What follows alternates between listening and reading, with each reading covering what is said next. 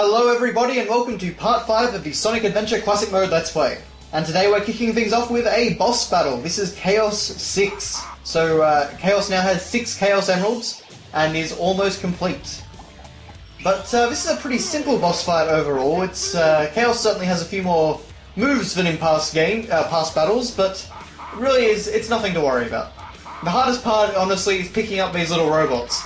But basically what happens is Eggman will throw down one of his little ice robots, and I don't really know why he's throwing them, to be honest. They can't really do much to me, but anyway.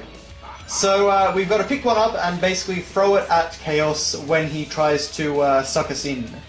So that will basically freeze him, and then Sonic can just go to town on him. Just like this. And every time you do, Eggman goes, "No, I can't believe this!" Sonic Adventure uses, or rather reuses, a lot of Eggman lines. He really says a lot of things a lot of times in this game. The exact same line just gets repeated over and over. But you can see there I actually kind of did something interesting. I mean, aside from temporarily flying. What happened was I actually hit the robot in midair, and it collided with a certain part of Chaos's mouth and instantly froze him. No idea how to do that, but I have done that on several occasions, so who knows if that was actually intentional or not. But now we are in the Mystic Ruins, or rather, Lost World, I believe level is called. Really awesome music track. I don't know how many times I've said that now, but this is another one that I really like. The level itself is kind of a mixed bag. Some of it is really good. Like you can see here, this is all pretty fun and fast. This cylinder here is honestly pretty glitchy, just because these sort of cylindrical pathways are always a bit glitchy in this game, but not too bad. Sonic got launched a bit and was actually walking on the wall there for a moment, I think. But yeah, it's just kind of a mixed bag. They try and throw in a lot more puzzly sort of elements in this level, and none of them are a pain exactly, but none of them really work that well either. So first off here we have this giant rock snake, which is just swimming around in the water, and we have to raise the water level to get up to the very top. And we've got to then take a ride on the rock snake. As you can see though, Sonic kind of glitches out on the rock snake. He just kind of slides from side to side, and it really can mess with your momentum. You've got to kind of be very careful that you don't fall off. That's why it has kind of little railings on it. I'm sure that they found that it didn't work quite as they would had hoped in beta testing. But anyway, so basically we've just got to raise the water until we get to the very top and press some switches to open a door. So when I say puzzle mechanics, it's not really a puzzle, but it's about as close as you'd get in a Sonic game like this. So this requires a little bit of dexterity and careful platforming. And it may be smart to actually pay attention before you run under a set of spikes. But yes. So they kind of take the Indiana Jones motif here. You can actually get over there. I think you're supposed to really just go over there by using the rock snake and just waiting. But you can just easily do a spin dash jump by... Basically, you rev up the spin dash by holding down the X button, and then you let it go and immediately press the A button. It takes a lot of practice to get that down. I'm not very good at it. Usually if someone's going to do like a speedrun of this game, they get really good at that mechanic. Yeah, man, I love this music.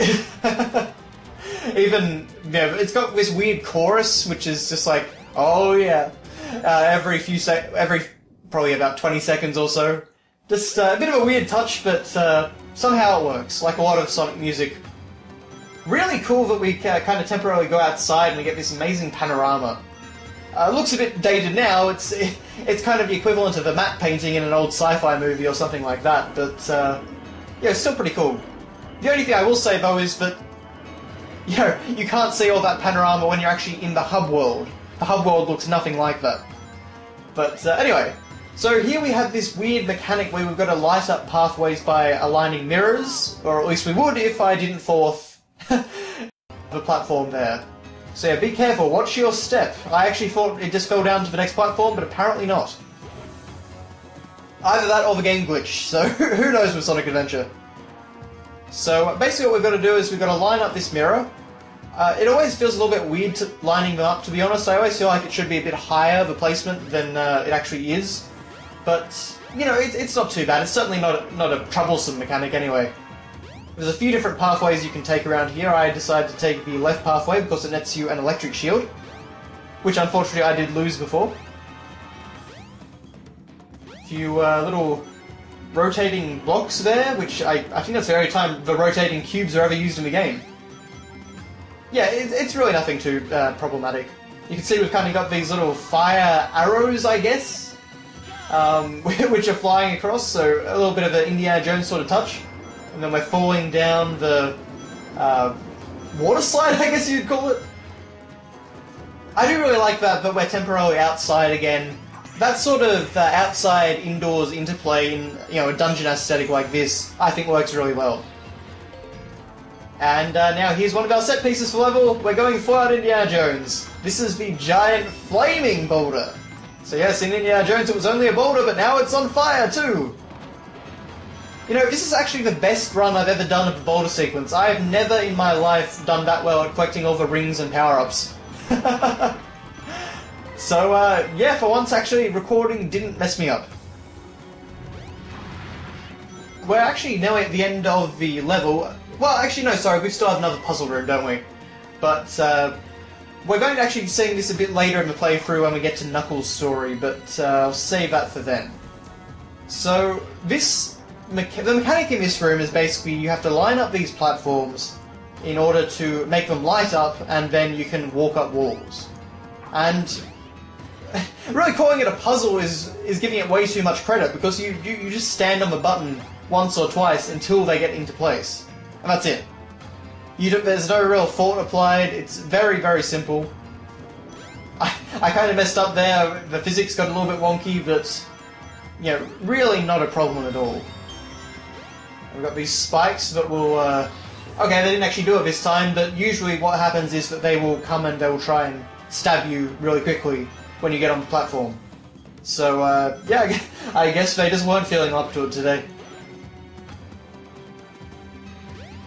To me, a better way of doing this, or a more interesting way of doing this, would maybe be to apply this to all the walls or something like that, and just let me kind of run around this cube environment. Maybe that could be something a bit more interesting, but who knows? I mean, they're just trying really to add in a little bit of variety at this point. Yeah, really, they've done most of the mechanics that you would expect out of a Sonic game at this point, so they've got to try and come up with something a little bit different.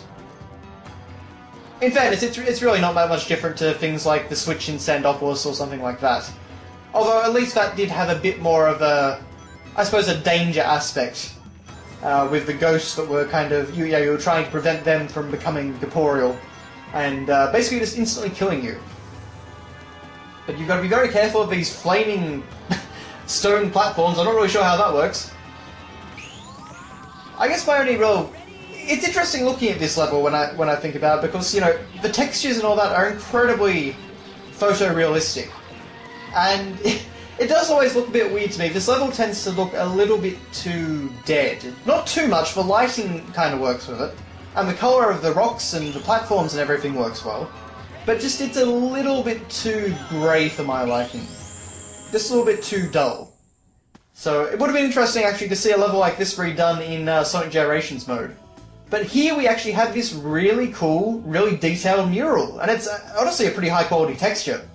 All of the textures in here for Dreamcast are actually very good. And we can see that it's kind of foretelling things to come. The giant Chaos Monster, and we actually have the 7 Chaos Emeralds at the bottom of the mural. So a very, very cool little bit of foreshadowing there. But that is it for this part, so thank you very much for watching, guys. Much shorter part this time than last time. I'll see you next time.